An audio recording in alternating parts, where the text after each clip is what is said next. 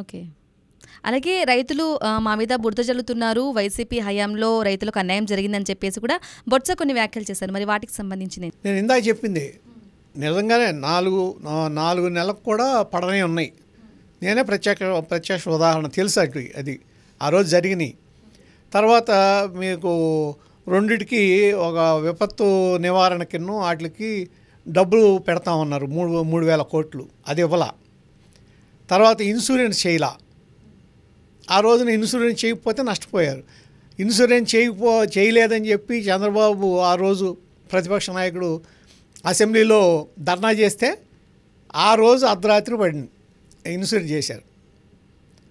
ఇవన్నీ ఉన్నాయి. అంటే అసలు చేయలేదంటానికి లేదు. ఎందుకంటే అసలు ఆ స్కీమ్ మొదలెట్టి వైఎస్ఆర్ రైతు భరోసా మొదలెట్టిందే జగన్మోహన్ రెడ్డి.